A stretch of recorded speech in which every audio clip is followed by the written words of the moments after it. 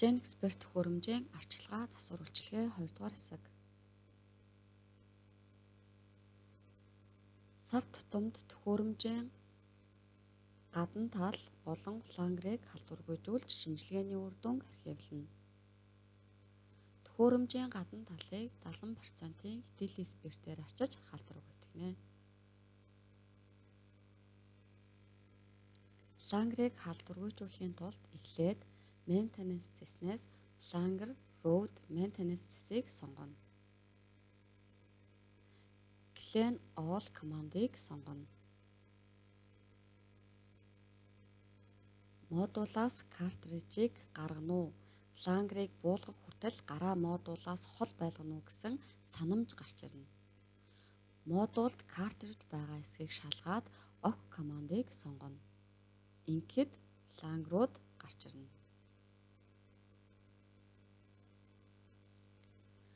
Флангер картрижийн орох хэсэг модулын хаалганы дотор талыг халдваргүйтгэх цэвэрлэгээ хийх дарааллын дагуу цэвэрлэнэ. Флангерыг маш болгоомжтой цэвэрлэнэ. Модуль бүрт нэг цаасан галчуур хэрэглэнэ. Нэг модуль флангерыг халдваргүйжүүлсэн галчуурыг дараагийн модулд хэрэглэхийг хориглоно. Мөн картрижийн төв орох ховлд хүрч болохгүй. Цэвэрлэгээ халдваргүйжүүлэлт дууссаны дараа Remove All командыг сонгоно. Флангерууд буцаж хураагдана. Дараа нь Flanger Maintenance цонхыг хаана.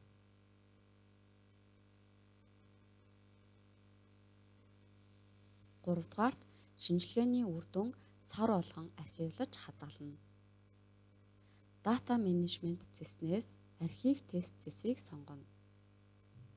Ингээд шинжилгээний жагсаалт гарч ирнэ.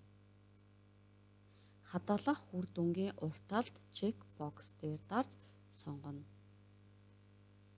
Бүх үр дүнг архивлах бол Select All командыг сонгоход бүх үр дүн сонгогдоно. Дараа нь Select New Archive командыг сонгоход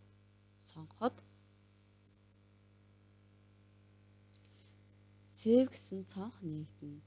Эхний хэсэг үр дүн хаана хадгалагдах нь автоматар гарах ба хадгалах газраа зааж өгч болно. Энд хадгалж байгаа файлын нэр автоматар гарах ба энэ нэрээр нь хадгалвал тохиромжтой. Мөн нэрийг өөрчилж хадгалж болно. Save командыг дарахад хэдийн шинжилгээ архивлагдахаар сонгогдсон байна гэсэн мэдээлэл гарч ирнэ. Proceed командыг сонгоход тодорхой хугацаанд уншаад тэдэн үр дүнг амжилттай архивлагдав, тэнд хадгалагдсан гэсэн мэдээлэл гарч ирнэ. OK дараад архивлах үйл явц дуусна.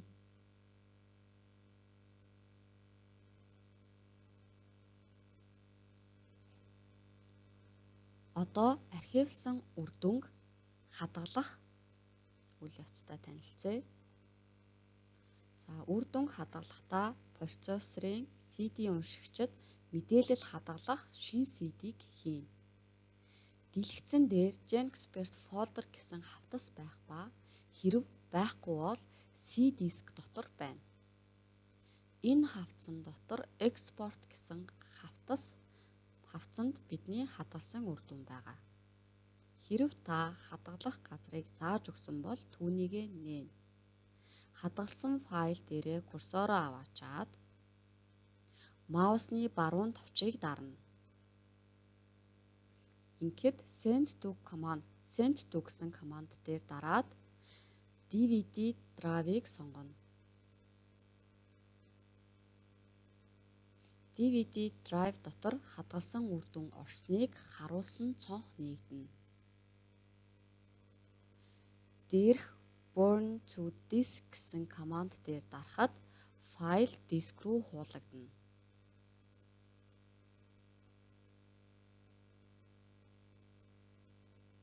Үр дүнг мөн флаш дискэнд эсвэл өөр компьютер руу зөөж хадгалж болно.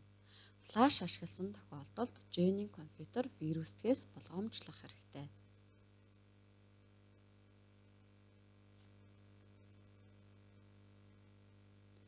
Дээрх архивлан хадгалсан үр дүн нь энгийн компьютер дээр нээгдэхгүй.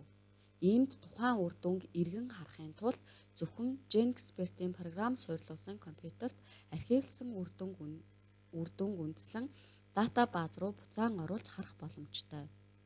Ингийн тулд дата менежмент зэс рүү орж Retrieve тест командыг сонгоно. Өмнөхтэй адил Save гэсэн цонх нээгдэх ба хадгалсан газрыг зааж архивлсан үр дүнг сонгоод Open дарна.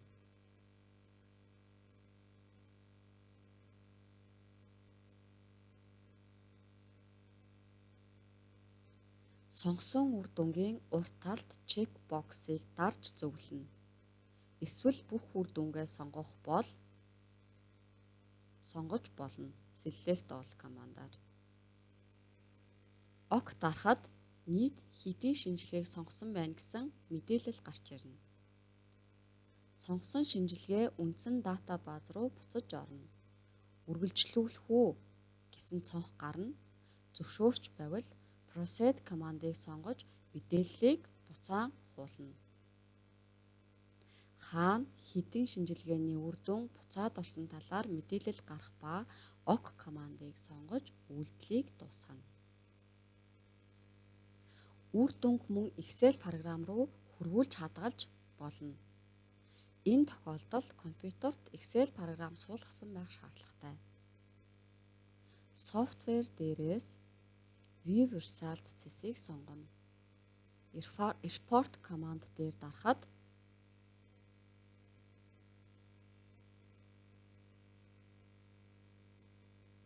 Test Report гэсэн цонх нээгдэнэ. Аль нэг мөрийг сонгон маусаа дарж идэвхжүүлнэ. Компьютерийн гар дээрээс Ctrl A товчийг дарж бүх үр дүнг сонгоно. Дараа нь Ctrl C товчийг дарж үр дүнгээ хуулна. Ингийн тулд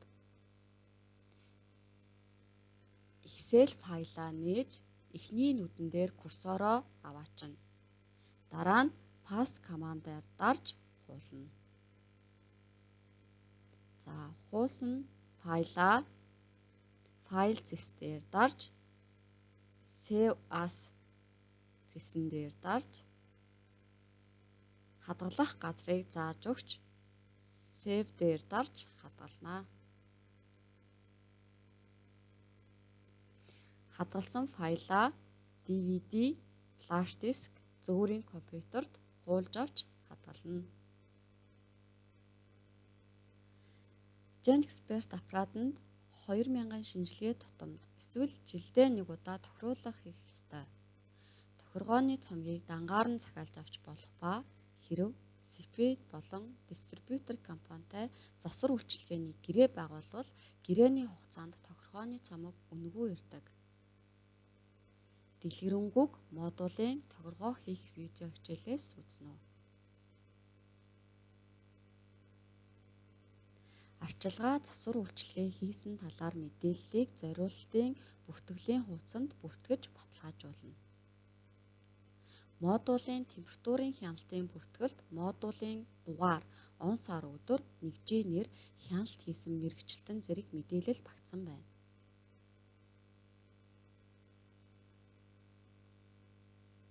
Төхөөрөмж хэр удаан үр дүнтэй ашиглах нь таны ажиллагаа арчилгаанаас ихээхэн хамаарна. Анхаарал тавьсанд баярлалаа.